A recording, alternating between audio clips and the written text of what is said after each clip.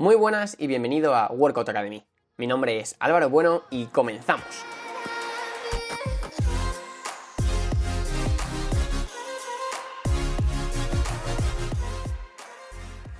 Muy buenas de nuevo y bienvenido a este nuevo episodio del podcast en el que vamos a tratar uno de los conceptos que para mí tienen mayor importancia si tu objetivo es la ganancia de masa muscular o incluso la pérdida de grasa.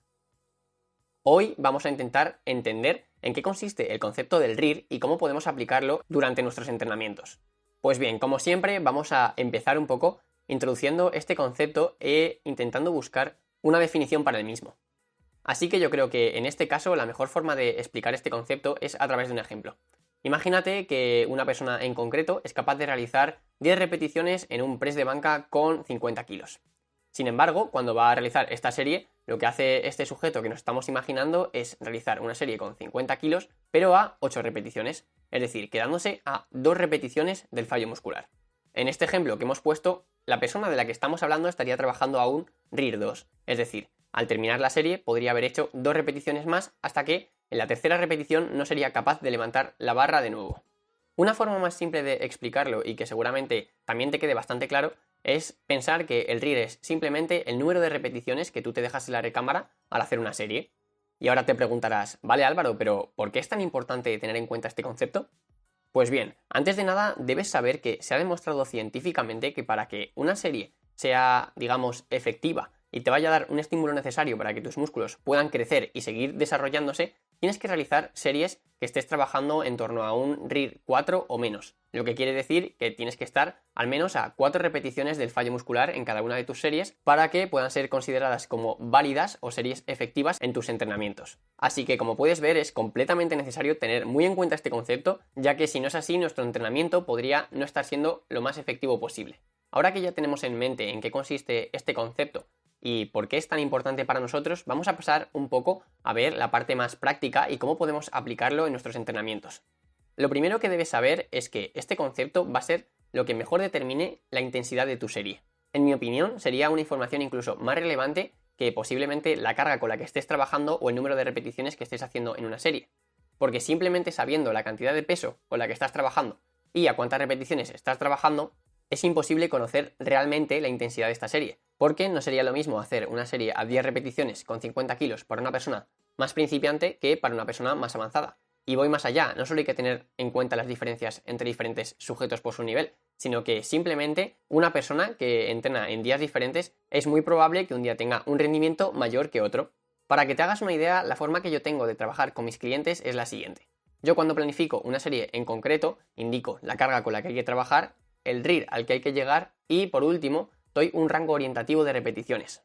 Ya que, como siempre les digo, lo importante es siempre quedarse al RIR que viene programado y no tanto llegar al número de repeticiones que había estipulado anteriormente. Una vez dicho esto, vamos a ir viendo también otro tipo de utilidades que podría tener este concepto en nuestro día a día y en nuestros entrenamientos. La primera ventaja que yo encuentro bastante potente de este concepto sería que nos permite ajustar la intensidad de cada serie dependiendo de la capacidad que tengamos de rendir en cada día en concreto. Me explico. Imagínate que una persona que no conoce el concepto del RIR programa que tiene que hacer 3 series de 10 repeticiones de press de banca durante varias semanas seguidas. Lo que va a pasar es que seguramente, dependiendo del día que vaya a entrenar, va a aumentar o disminuir su rendimiento, ya que, como hemos visto en otros capítulos anteriores, el rendimiento no depende únicamente de tu masa muscular en ese momento en concreto, sino que influyen multitud de factores que muchas veces no son ni controlables por nosotros. Entonces, ¿qué ventaja nos aporta el RIR en este caso? Pues que independientemente de que nuestra capacidad o nuestro rendimiento vaya variando día a día, vamos a estar trabajando siempre igual de cerca del fallo muscular. Otra ventaja que nos aporta tener en cuenta este concepto durante nuestros entrenamientos es que nos permite aplicar una sobrecarga progresiva que va más allá de ir aumentando la cantidad de kilogramos que estamos levantando o el número de series de cada serie. Podemos intuir que si, por ejemplo, en un día en concreto ha realizado una serie de sentadilla a 5 repeticiones con 80 kilos y a un RIR 2 y a la semana siguiente, en vez de ser un RIR 2, esa misma serie se convierte en un RIR 3, es que tu rendimiento ha aumentado y por tanto estás mejorando. Y seguramente en este punto del episodio ahora mismo estarás diciendo, vale, sí, me parece perfecto todas las ventajas que tiene este concepto. Lo que pasa es que todavía seguramente no tengas muy claro ¿Cómo puedes medirlo o cómo puedes saber si en una serie en concreto has trabajado, por ejemplo, a un RIR 2 o a un RIR 3? Pues bien, este en realidad es el principal problema y el único inconveniente que yo vería del RIR. Y es que es una medida bastante subjetiva. Me explico. No hay otra manera que no sea la de estimar por tu propia experiencia cuántas repeticiones te han quedado para llegar al fallo muscular. Es decir, cuando tú tienes programado, por ejemplo, una serie a un RIR 2, seguramente al principio no sea exactamente un RIR 2 a lo que estás trabajando, ya que tu estimación seguramente no sea del todo precisa. Entonces, ¿qué solución podemos dar a esto? Pues lo que yo te recomiendo es que de vez en cuando realices series al fallo muscular para poder entrenar esta capacidad subjetiva que tú tienes de estimar el RIR al que estás trabajando. Una muy buena estrategia sería, por ejemplo, programar una serie al fallo muscular en el press de banca en la que cuando tú creas que te quedan 3 o 2 repeticiones en la recámara, digas en voz alta el número de repeticiones que crees que te quedan para llegar al fallo muscular. Y de esta manera puedes ir ajustando tus expectativas o lo que es para ti un RIR 2 o un RIR 3. Poco a poco te vas a ir entrenando y cada vez este concepto va a dejar de ser subjetivo para ser un poco más objetivo a medida que vaya pasando el tiempo.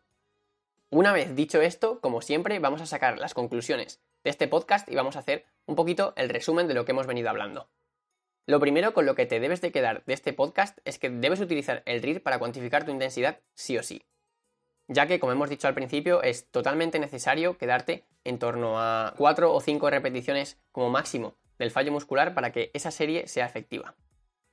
Lo segundo con lo que te tienes que quedar es que el RIR también puede ser utilizado para poder programar una sobrecarga progresiva e ir haciendo poco a poco los entrenamientos cada vez más demandantes.